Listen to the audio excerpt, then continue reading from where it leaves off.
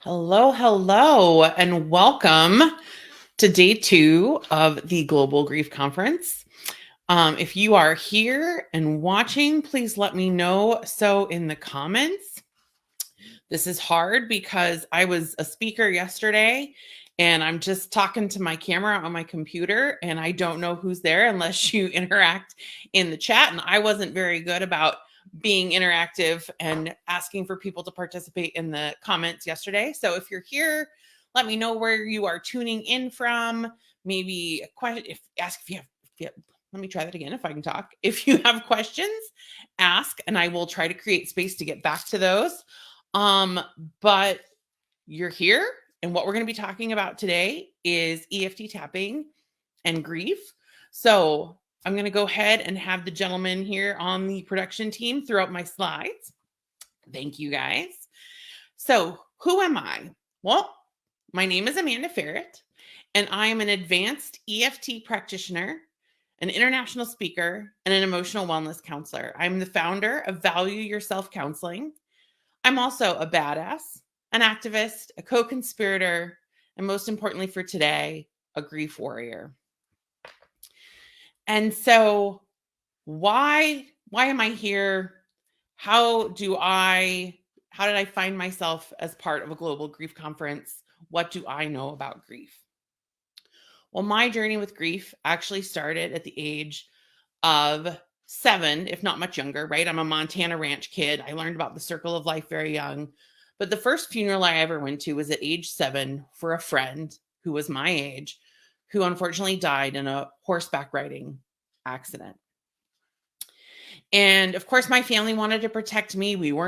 They weren't super emotional people, but I was very emotional. And they didn't think that a 7-year-old should go to a funeral, but I had watched my grandparents go to funerals of peers. So that was what you do. So of course, and most of the grief group was made up of widows. And the widows in the group were not able to hold a lot of space for people in the group experiencing other types of loss. And so even in this space that was supposed to be safe for grief, I still didn't feel like I had permission to grieve my losses as I needed to experience the emotions that came with my grief as I needed to. So I was trying talk therapy, EMDR, hypnosis, all the things, right? Because my background is in mental health. And so I was very well resourced. I knew how to reach out and get other resources. Yet again, there still wasn't really that permission and there still wasn't something clicking. But I kept working at it and I realized finally that I was in a space in my journey to turn it around and start paying it forward when I experienced another loss. A friend of mine who had been kind of an acquaintance through high school, but had gotten to be a friend through college and adulthood because he actually married one of my sorority sisters, the sister of my best friend, also a sorority sister, died by suicide the summer of 2019. And I immediately went into action supporting my best friend, her sister, and their families. But I also knew how to take space and gave myself permission to experience my own emotions and grief for the loss of James. And that was different than any other loss and grief I had experienced before. So while I went into action and was holding all this beautiful space for my friend, her sister, and James and their families, I also took care of me. And so I was home for about 6 weeks, helping with the memorial and other things, and just being a good, grief warrior and friend and supporter. And I got home from that trip to Montana and I sat with myself and I realized, okay, you've obviously done enough work and healing and you're ready to pay it forward. You're ready to turn around and take those that are on their own grief journeys and help them out. And so I met with a friend of mine that was a business coach, and I decided to become a grief coach and self-care coach. That was the end of 2019. We all know what happened at the beginning of 2020. The pandemic hit. And so that kind of shifted things. And instead of, getting out there and promoting my business, because I didn't know how to be an entrepreneur, that was a new venture for me. But there was tons of coaches putting themselves out there. So I was like, I'm going to take all the courses and learn all the things. One of the coaches that I followed in the summer of 2020 had on a woman called Jackie McDonald, and she was demonstrating EFT tapping. I joined in and I followed along, and within a minute or two of doing tapping, following Jackie's lead, the tears were flowing freely down my face. I felt this energy move and shift through my body, and it was like this huge weight was finally lifted off my shoulders. And in that moment, I knew this was the magic I needed, not only for myself and my own healing, but it was the magic that I was meant to do and carry out into the world. So I couldn't give Jackie my credit card number fast enough to sign up and take her course, and went through both of her courses and became an advanced EFT practitioner. I also went on and got my wellness certification from Cornell to bring back that grad school education, because of course I left grad school in trauma. Trauma brain likes to bury things because it thinks it's keeping us safe. So here I am. Value Yourself Counseling was born, and I'm now using my experience with emotional wellness counseling and EFT to work with others on those really difficult emotions and grief, and among many other things. So that's who I am. That's a little bit of my story and why I'm here today. So I just also wanted to share this quote. It's one of my favorite quotes. Grief, I've learned, is really just love. It's all the love you want to give but cannot. All that unspent love gathers up in the corners of your eyes, the lump in your throat, and in that hollow part of your chest. Grief is just love with no place to go.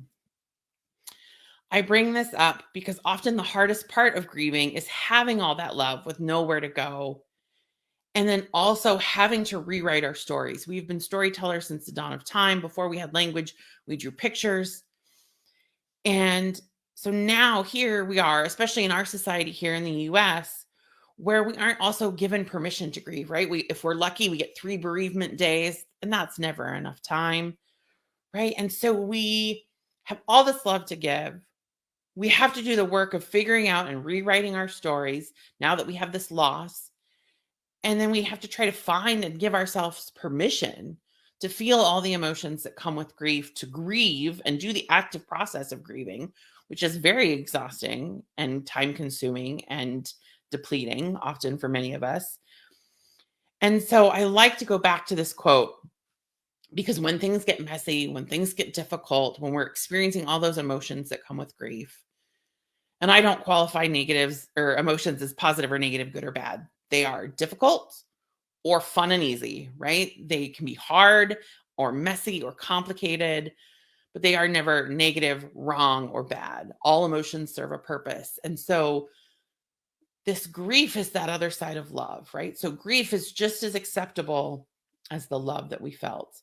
But that's really hard when we need to figure out how to rewrite our stories, where to put this love, and deal with all the emotions that come up with grieving. And then again, find that permission.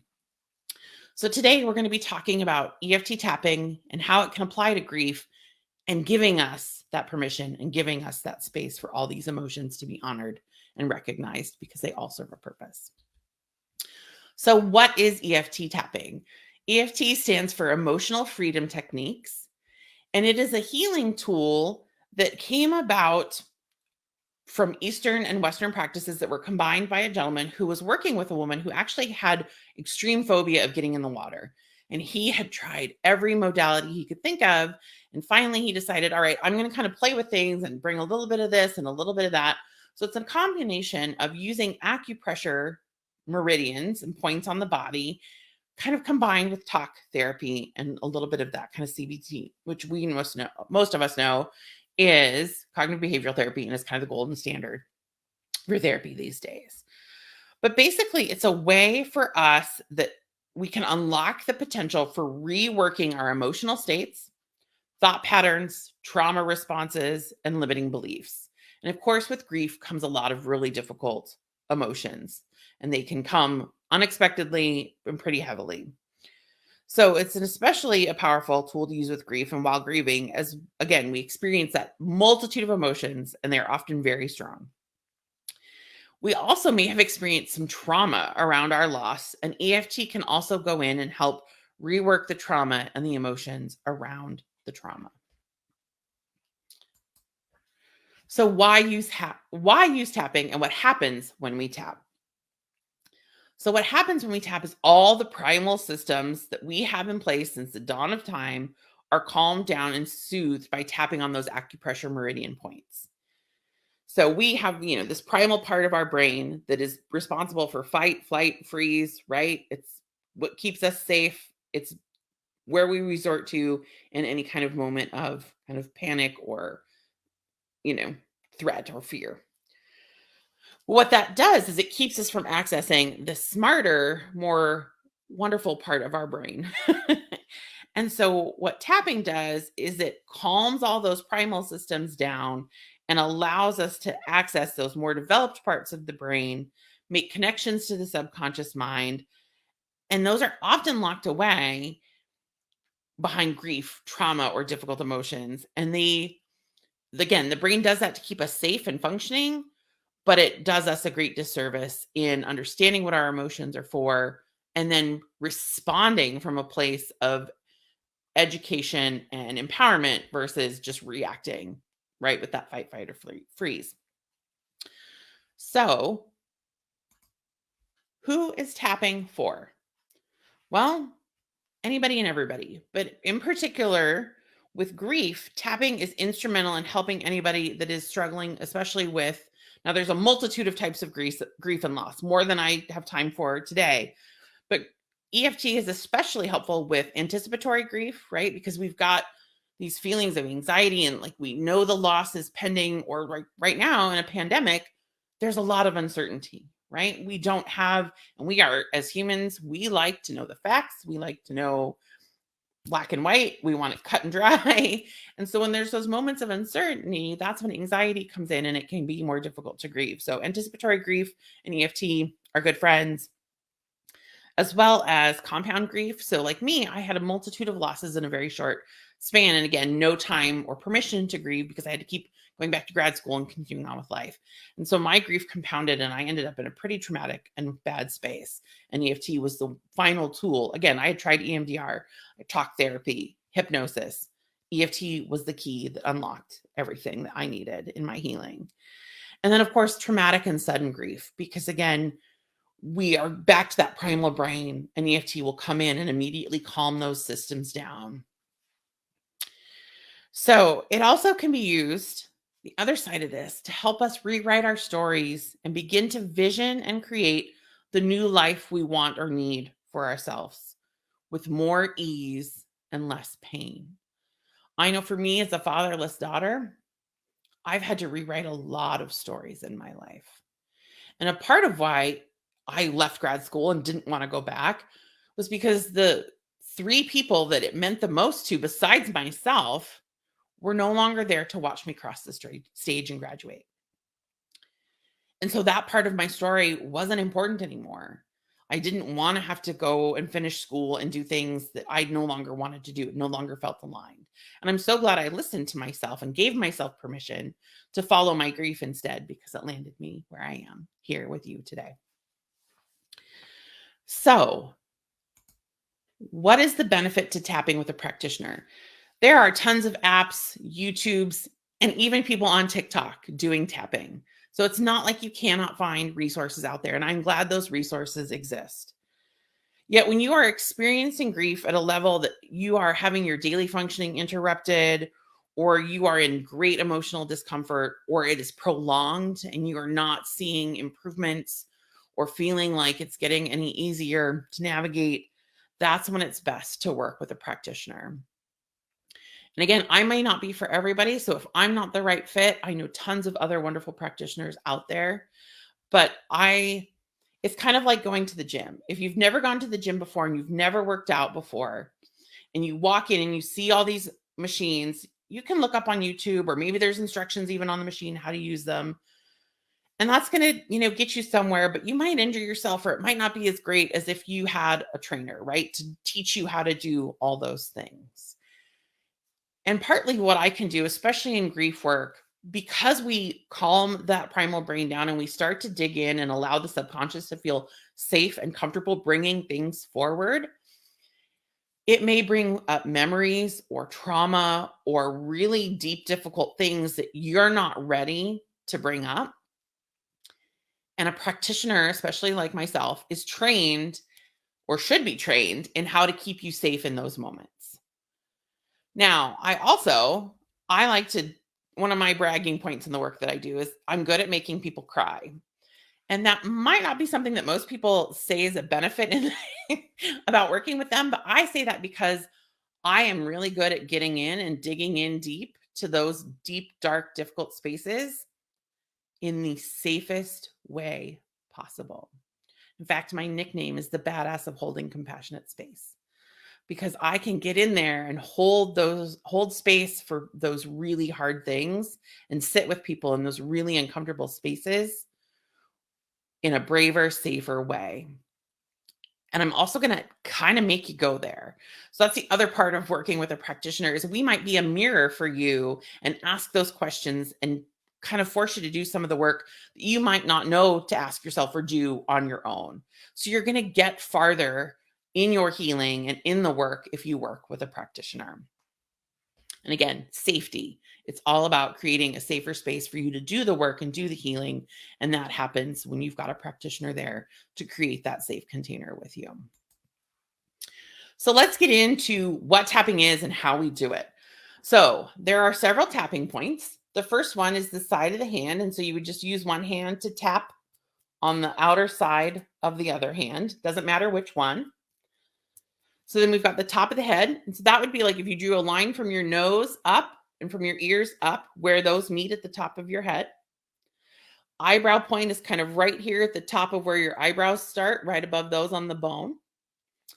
Side of the eye is literally out from the corner of your eye on the temple bones there at the side of your face. Under the eye is kind of right there on those cheek or sinus bones you feel right there under your eye. Under the nose is literally right below the bottom of your nose and above the top of your lip. Then chin, again, is kind of, I've got a nice little groove there, but kind of under your lip, but before your chin ends. Collarbone is, again, kind of right there on the collarbone and kind of right just a little underneath. And sometimes that's just called the sweet spot or the sore spot because it can hurt, but it's one of actually my favorite tapping spots. Then we have under the arm, which is kind of where, for us ladies at least, our bra bands would hit, kind of right there under our armpits. I will be skipping this spot today because I kind of look like a funky chicken when I do it, and I don't want to be recorded on camera doing that. And it's also kind of uncomfortable for me, and I'm all about being adaptive and accessible, so I skip that point. Another point is under the chest, which again is kind of awkward for some of us ladies. So I'm going to skip that point as well. And then we have the wrist point, which is basically just taking your arms, kind of crossing them and tapping your wrists together. So those are all the points. And the side of the hand is typically used for the setup phrases only. And I'll explain what those are here in a bit. And then you move from the top of the head down, right? And then you just continue through your phrases. And I will prompt you when we do tapping here later on. All right. So in tapping, there are 3 different stages to tapping, and the language you use depends upon how intense the emotion is that you're experiencing, which we rate with a tool called SUDS. So there's venting, possibility, and affirmation or new feeling. So venting is going to be if the emotion is intense and it's between an 8 to 10, right? Let's say anger is the emotion and you're feeling it pretty strongly in your body and it's at a 9. So you're going to start with venting, and the language you use is going to reflect that you're in that venting stage. Possibility is where you're a little bit calmer, so you're between a 4 to 7 in intensity. So maybe that anger is just shifted now to frustration and you're at a 6, and you know that you'd like to feel another way instead, and maybe you can identify what that new feeling you'd like to feel is. And so you start to welcome that in. You ask yourself questions. How can I let go of the anger? What can I do to release this? How would I like to feel instead? So you introduce the language of possibility, that there's a possibility of going from that more intense emotion to a new state. And then the third or kind of last stage that you want to get to is affirmation or new feeling. So that's when you've calmed those previous feelings down enough, the systems in your body are calm enough that you're between a 0 to 3. And this is where the brain can start to really hear those positive affirmation statements. And you can't really get those to sink in until you're between a 0 to 3. So you've calmed those emotions down through possibility. You've introduced maybe some new emotions that you're ready to feel. And you can start to enter in those affirmation statements. So an important thing to know is that tapping is not linear. Just like grief is not linear, right? Anything that's kind of major and impactful in our lives is not a pretty linear package. We want it to be, again, because we like order and systems, but that's just not often how it works. In tapping, you may do a round of venting, have your SUDS go down and enough to move you to possibility. And then in possibility, you might ask yourself some questions, or if you're working with a practitioner, they might ask some questions, and your subconscious might throw something out there, either a new emotion or a memory or something that's going to trigger you back up, bring those emotions back to an intense level. And you're going to have to go back to venting. And that may happen a few times. So you might get through venting, get through possibility, and have to jump back up and get back down. So it's never I'm going to vent and I'm going to do possibility and I'm going to be affirmation and I'm all done. Know that, especially when we're dealing with grief or more difficult emotions, that there may be some kind of up and down. So you always want to follow the strongest emotion and where it's at in your body first, and use that to figure out your SUDS, and then develop the language that you're going to use to tap. So now we get to do some tapping. So I'm going to zoom in on me and stop the share here for a little bit. And we're going to, first I'm going to kind of explain some things. So we're going to do, because of time, and because I can't see you and I can't interact with you and I can't ask you questions like I normally would as a practitioner, I'm going to do what I was taught by Miss Edwards in 7th grade I shouldn't do, is assume, because, it makes an ass out of you and me. But I'm going to assume today that we're all good, that we don't need to vent, that we're calm enough to start at that round of possibility. And we're going to do 2 rounds. So we'll do a round of possibility and a round of affirmations. And the script that I'm going to be using today that I developed is specifically around permission. Because I, especially this week, had a really great conversation with one of my coaches and friends who I just adore. And I realized that that is a major theme for me around grief, is permission. And that's what I really wanted to bring to this conference today. So we are going to specifically tap around permission, and permission to feel our emotions, and permission to grieve. So I kind of wanted to set that up and let you know what we would be tapping on. So how does that work? Because I'm on a computer screen, you're following along. So what that's going to look like is I will start tapping and I will say a phrase, and then I'm going to keep tapping and I'm going to leave a space.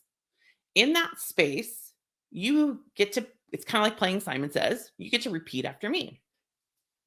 So like if I said, even though I do not always feel, I'm going to leave a space then, and you would say, even though I do not always feel. We're going to continue that way. So I'm going to say a phrase, I'm going to leave a space, and you're going to repeat it. So again, kind of like it's tapping Simon Says, basically. And I'll prompt you to move to the different the different tapping points on the body as we move along. So I think I kind of have given the basics. If there's language that doesn't land and something else is kind of resonating and feeling called to be said instead, again, I'm all about accessibility and adaptability. Change the language. This is for you. This isn't for me. My ego's not involved. I can't hear what you're saying. So say what you need to say. And hopefully most of you are in a space where you can participate and kind of talk out loud and repeat after me. If not, say it to yourself in your head, right?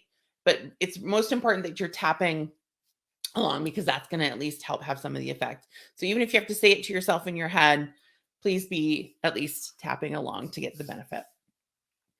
All right. Are we ready? So, of course, if you were my client and we were having a session, the first thing I would do is have us kind of set the container and get into a safe space. So I'm going to do a little bit of that with you today. So go ahead and get comfortable in whatever chair or space you're sitting in. Maybe that means you need to adjust a little bit. Maybe get your feet flat on the floor underneath you. Get your back nice and straight and supported and comfortable. And if you're comfortable doing so, soften your gaze or close your eyes. And take a nice, big, deep breath in.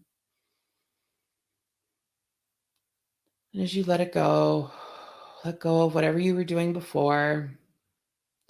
Set it aside. Come into this space, to the here and now, knowing that you're safe. And continue to take nice, big, deep breaths in at your own pace. As you fill your body with that nourishing oxygen, know that you're here to take care of you, here to honor your grief, honor the emotions that come with that grief. And this is a safe space to do so. All emotions are acceptable and welcome. They all have a purpose. They all have something to tell us.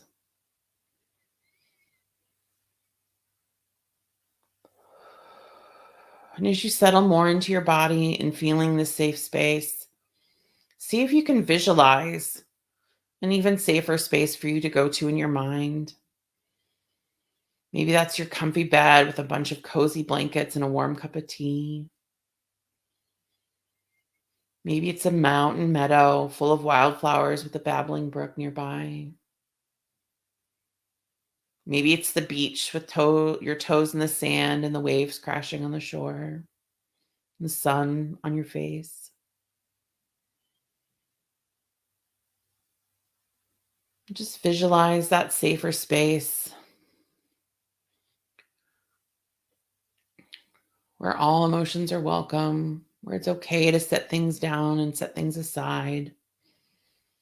This is a space where you are held and seen, just as you are. And soak in that safe space, the colors, the feelings, the sights, the sounds, the smells.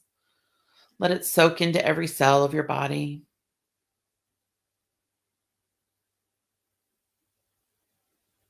As you lock that safe space away into your mind's eye and every cell of your being, so you can go back to that safe space whenever you need it.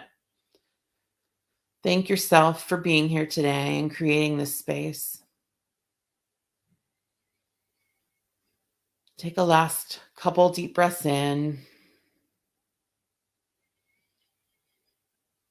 When you're ready, you can, if you'd like to, open your eyes. Again, this is going to be just kind of like an adult emotional version of Simon Says. Start tapping along on the side of your hand. Repeat after me. Even though I do not always feel like it is okay or safe for me to express my grief, I am ready to let go of shame or whatever is getting in the way and give my grief the space it needs, because I love and accept myself. Staying at the hands. Even though I experience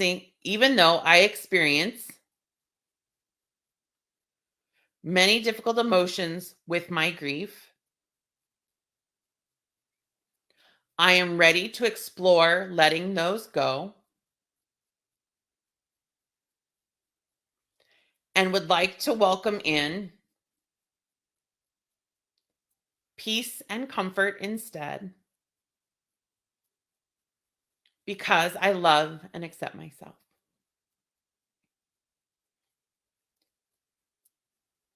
Even though I do not feel like I have permission to express my grief, I am ready to give myself permission because grieving is healthy and necessary, and because I love and accept myself. Top of the head. Sometimes it doesn't feel safe to grieve. Eyebrow point. I am ready to honor my grief. Side of the eye.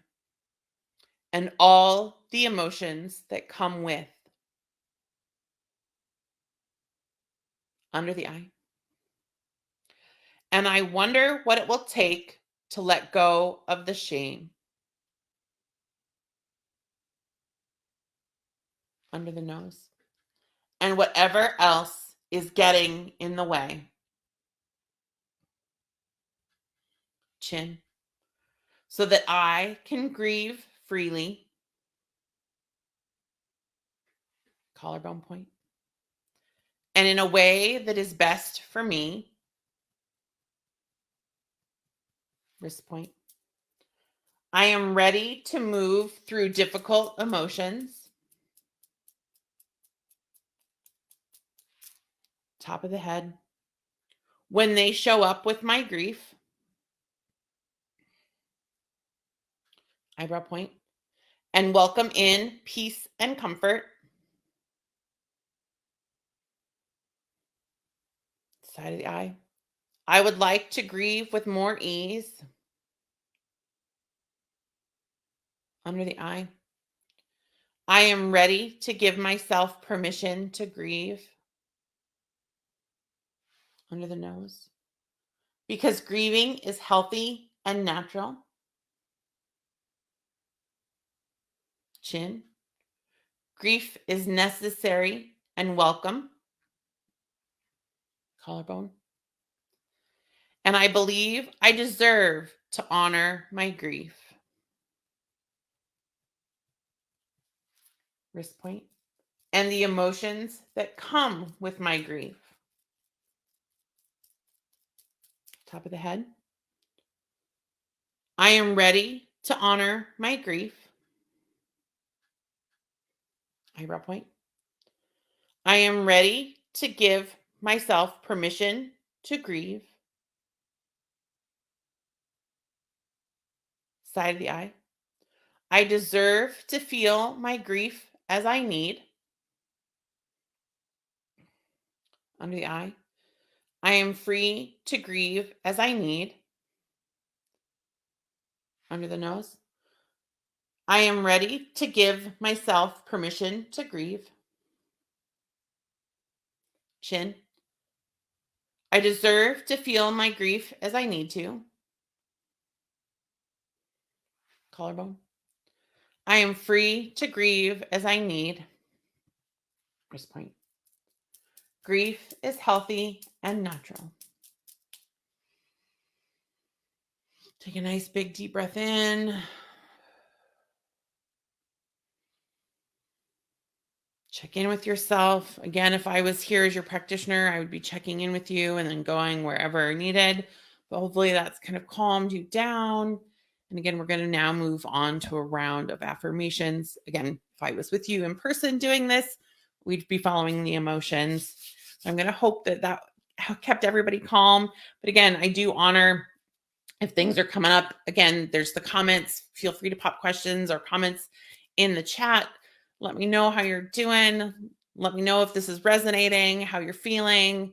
I kind of hate that I'm here and you're all out there and I can't check in with you because I definitely like to keep my people safe. So I hope you're all doing well, and we're going to get ready for this round of affirmations. So just take a nice big deep breath in. Reminding yourself of your safety, that you're safe here. This is all about permission.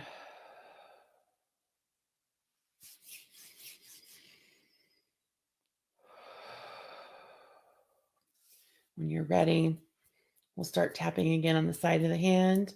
Again, we're just going to keep playing EFT Simon Says. So follow along. Even though I felt shame or let other things get in the way of my grief before, I now express my emotions and grief freely because it is safe to do so, and I love and accept myself. Even though the emotions that would come with my grief were difficult to experience before, I am now able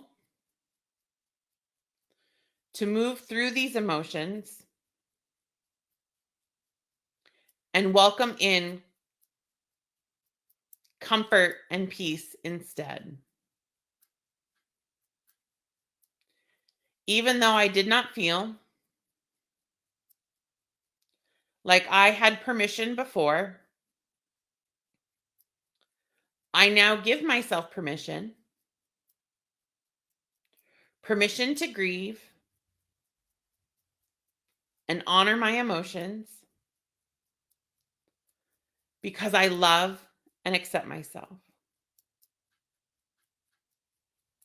Top of the head. It is safe to express my emotions. Eyebrow point. It is safe to grieve. Side of the eye. I am safe to experience grief. Under the eye.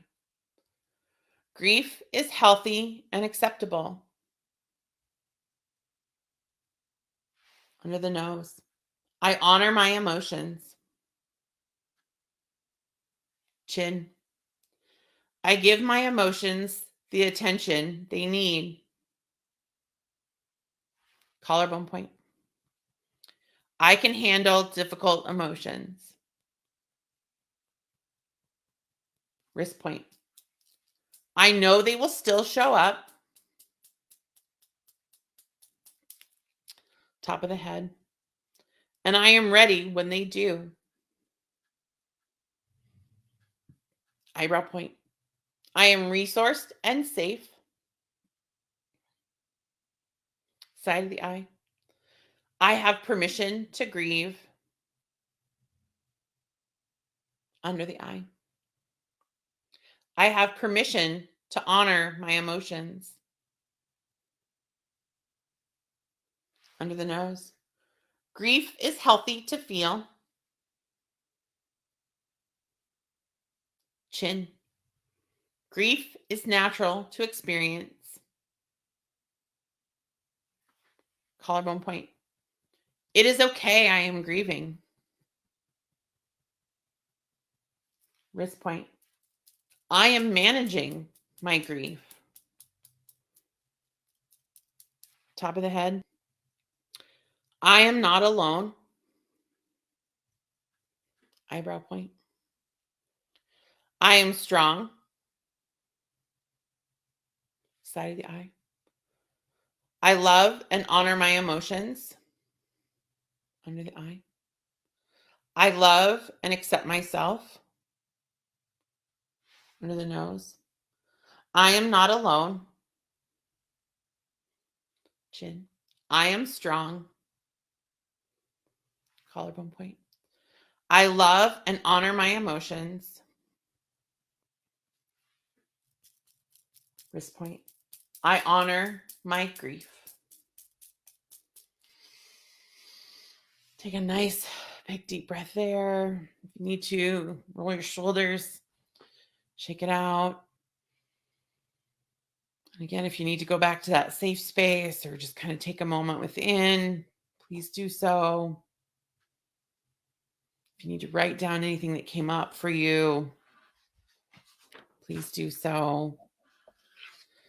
So again, that was just a little taste, a little sample or example of tapping. It's not, an all comprehensive experience as to what tapping would be.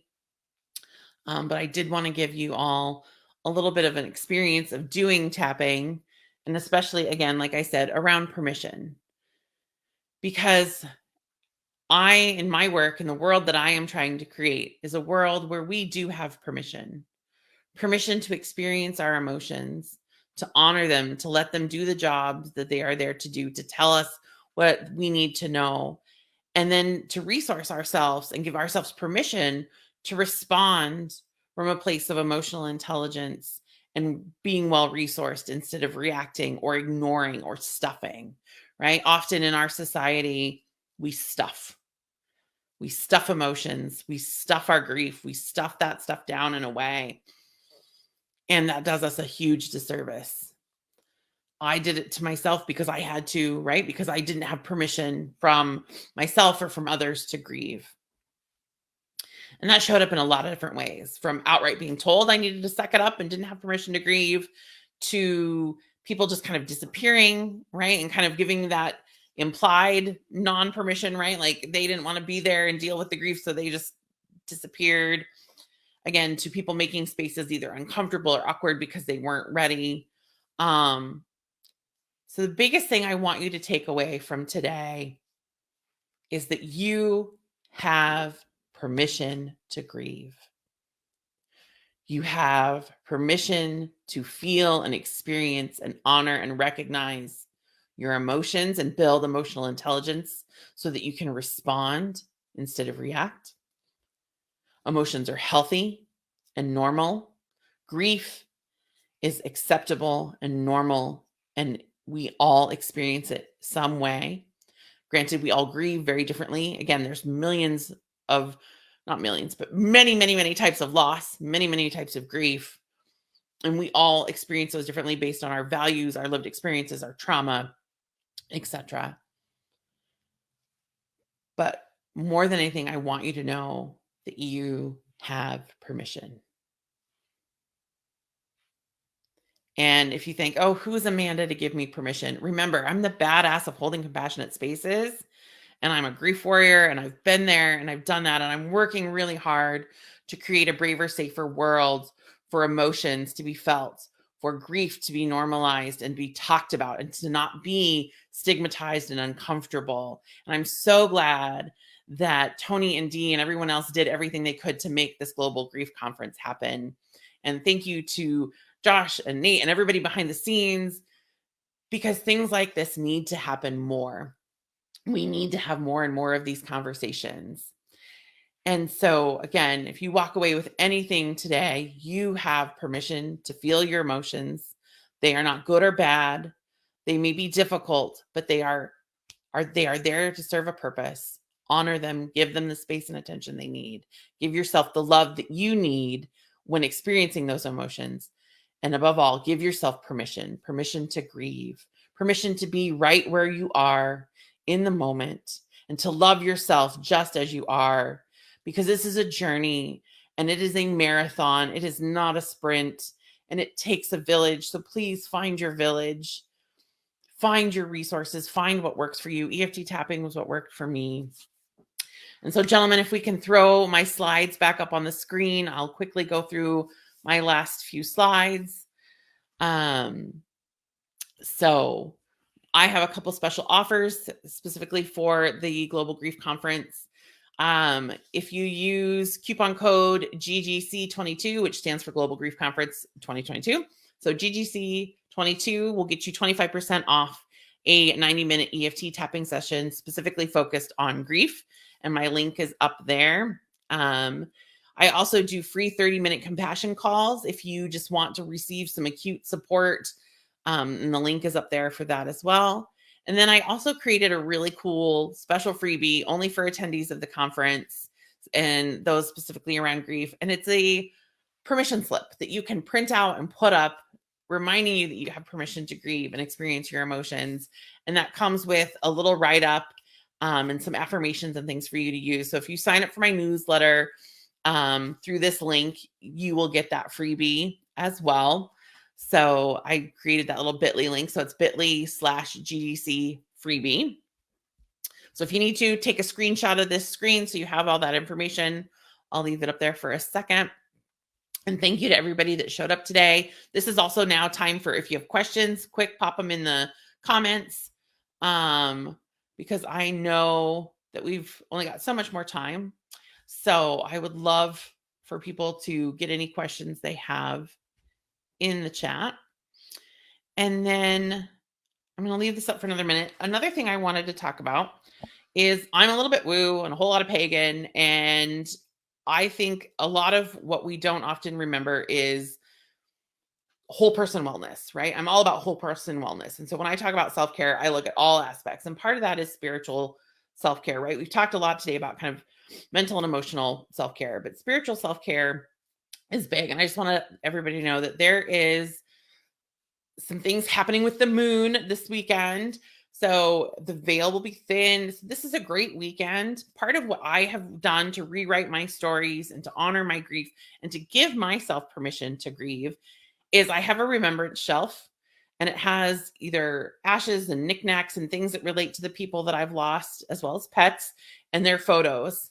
And I light candles on, go back a slide for this one. Is that what you wanted, Dee? Let me know if this kind of just talks about the sequence of tapping.